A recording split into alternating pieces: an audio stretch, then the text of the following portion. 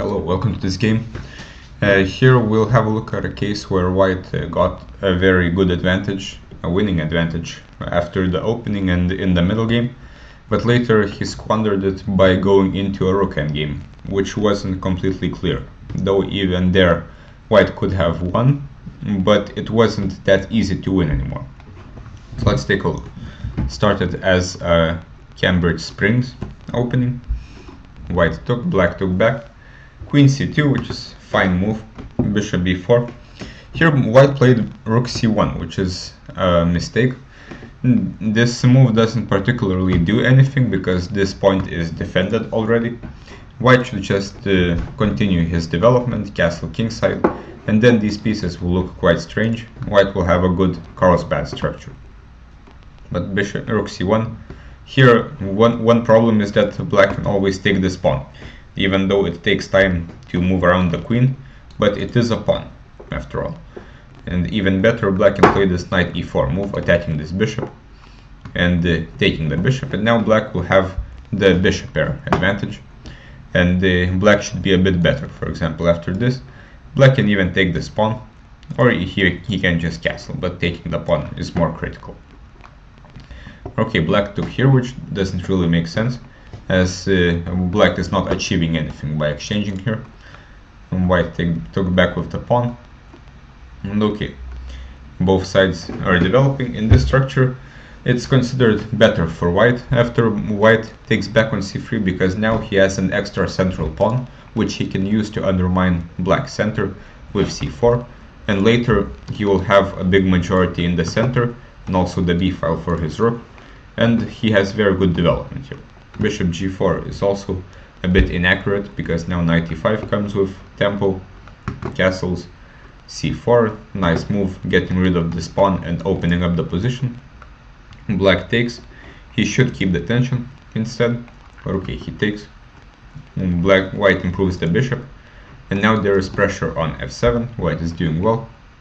And after this, queen b3, it's hard to defend b7, though maybe rook b1 was a bit more precise.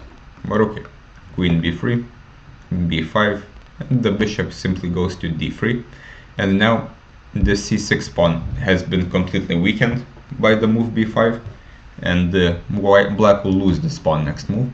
And he should be completely lost, because white has a 5-on-3 majority here, and also very active pieces. The c file will also be white's, so this should be quite easy to win. So white exchanges some stuff.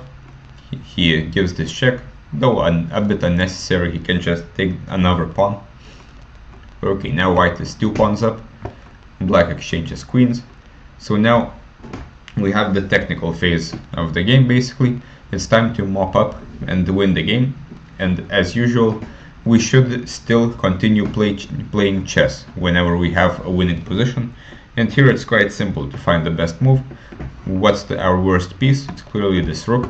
Where should it go? Clearly to the open file, rook c1, rook c7, or maybe even just rook c8 to exchange more pieces and win the endgame like that.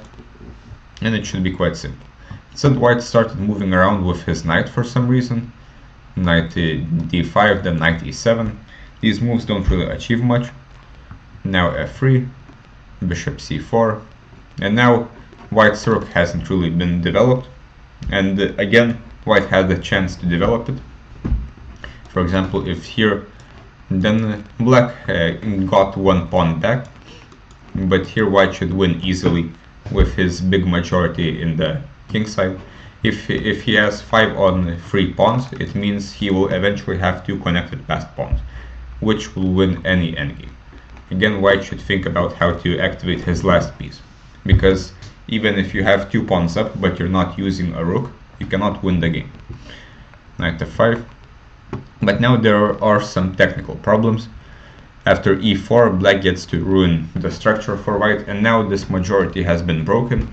Now this 4-on-3 on the king side is a bit useless, and white has this passed pawn on d4, which is his last hope. Though here black goes to a rook endgame, and white exchanges. Though here he had the chance to exchange these pawns, perhaps rook d1, and then take on f7. And here white will again be a pawn up. It would be a pawn on the king side, so he will create an f pawn eventually. But he also has other advantages, like the rook will come to d7. His king has been activated. This king is bad because of this bishop, and white should be winning again. But now we got this rook endgame, which isn't entirely obvious that it will be winning, because even though white has two pawns up, one of the pawns is this one, which is not very useful, and also black has a very active rook.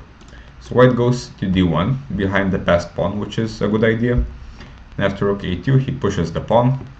He pushes the pawn more, and now he pushes the pawn too far. And this is what I mean. It's rook endgames are very difficult. So if possible, when we have a winning position, we shouldn't transition to rook endgames unless we're completely sure that we will win, because this is not entirely obvious. Here white should have played rook a1 or rook d5 with similar ideas to attack this weakness. The point is that this isn't really an exchange, because f7 is hanging, though even this is not entirely obvious how to win with this bad structure.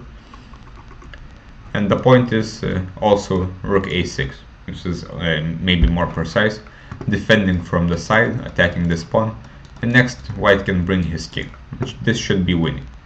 After d7, this pawn will simply drop quite easily. The king arrives, but it has nothing to do anymore.